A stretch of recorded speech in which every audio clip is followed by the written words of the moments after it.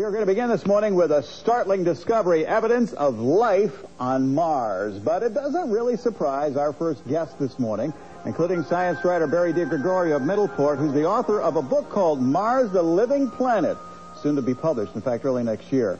He believes not only was there life on Mars, there likely is today. His conclusions are based in large part on the work of Dr. Gilbert Levin, who ran soil samples from 2 Viking probes back in 1976. The president of Biospherics Incorporated in Maryland, he joins us this morning as well on the phone from there. Good morning, gentlemen. Nice to have you both with us this morning. Oh, thank you, Brian. Dr. Levin, you're there? Good, yes, good. Nice to have you with us as well this morning. Let's start with the significance of this. I mean, Dr. Levin, what is so dramatic about this announcement? Well, NASA, at the start of the Viking program, said that the search for life on another planet was the most significant experiment in the history of science. That were it to be positive, it would change our philosophy, our whole outlook on life, so that it is really a startling find to get hard evidence, if it bears out to be true, that indeed there were things growing on Mars. Now, you did soil samples, as we said, 20 years ago, and from what I hear and read, you concluded pretty much the same thing then. Well, what I said after analyzing the data over and over, at the last anniversary celebration of Viking, I said that more probably than not, we discovered living microorganisms on Mars. If the current findings are verified, I would change that to most certainly. Okay. You're convinced, Barry? I would be if these are verified. Okay. Okay, Barry, you're pretty much convinced, right? Based in part on Dr. Levin's work, right? That's right. In my own separate research regarding Mars as a planet and a planet capable of actually sustaining life, I've discovered and uncovered many things that perhaps scientists 20 years ago really didn't look at close enough. You brought some remarkable pictures. I want to put these up, and Dr. Levin, bear with us because you can't see these, but we're going to take a look at pictures of the surface of the planet, and all right, now what does that tell you? Well, here we're looking at the surface of Mars, taken by one of the Viking spacecraft cameras, and as you can see in the photograph, there are some green spots on the rocks, and this green also goes in through the soil. And it seems to change with the seasons on Mars. Mars has very similar seasons to the Earth. It has a polar ice cap that melts and releases a lot of water vapor into the atmosphere, and as it does, astronomers from Earth for many years have felt that there was evidence of a wave of darkening. That is, from what they could observe from their Earth-based telescopes, you would see the polar cap shrinking and large areas of green darkening all the way down towards the equator of the planet. Not plant life, though.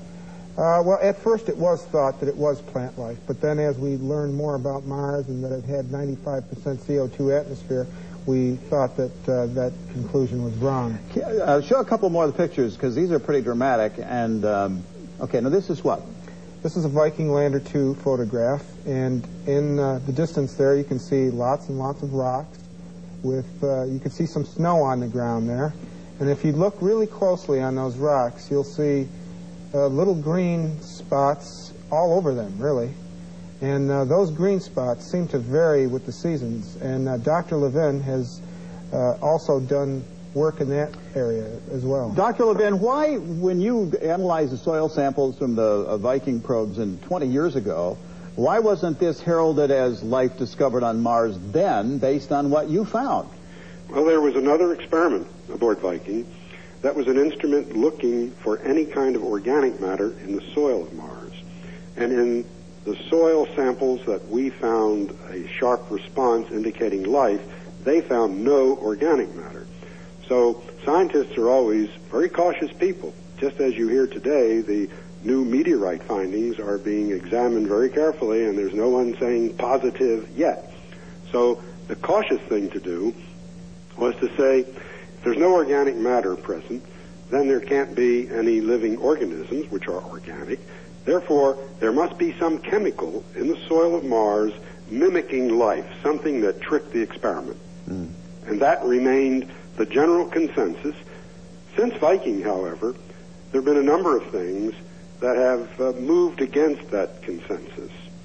First of all, we found that that instrument looking for organics, when tested in the Antarctic, was unable to find organics in a sample of soil in which our instrument, the labeled release instrument, found living microorganisms.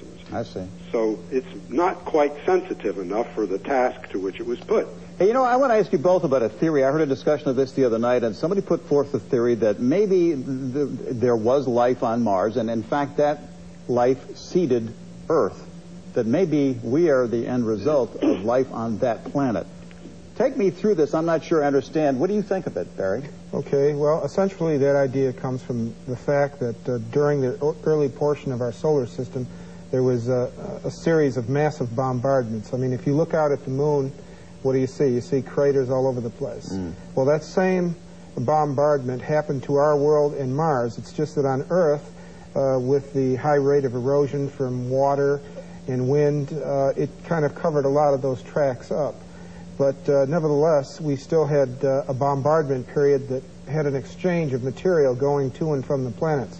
So Earth, at one point or another, could have had the same thing happen that Mars had happened, and that's some of our material was blasted off the surface, sent into space, and millions of years later landed on the surface of Mars. And likewise, this idea of an asteroid or a giant meteorite slamming into Mars, sending pieces of it into space, and then millions of years landing on Earth. Yeah. Wow. Hey, Dr. Levin, I'm going to ask you about, this is actually a quote from Barry, but I want you to come at it. I read a paper quoting you saying, we will find life on another planet within 10 years. For sure. Well, what do you mean? Well, what I had said, actually, the quote was, we are now looking at other stars in the universe, close by stars, and we're developing new astronomical techniques to find planets. We've already found a whole host of planets orbiting nearby stars, and we suspect that all stars have planets. And we're in the process of developing instruments that will be able to detect elements in the planet's atmospheres. Yeah. Well, Barry, it has to be that Mars is a very interesting planet, because how many probes or how many space launches are set to go to Mars, you were telling me, in the next 10 years? Well, here's the thing. We have at least 10 spacecraft going to Mars between now and 2005. And the important thing to remember here is so far, none of those spacecraft have another life detection experiment aboard, and NASA is proposing to bring a soil sample back to Earth by robotic spacecraft as early as 2005. Dr. Levin, I'm sure you'll want to get a good look at that sample, right? Well, I want to be very careful and look from a distance, because if there is something alive in there, I think it would be incautious to bring it back to Earth and expose people.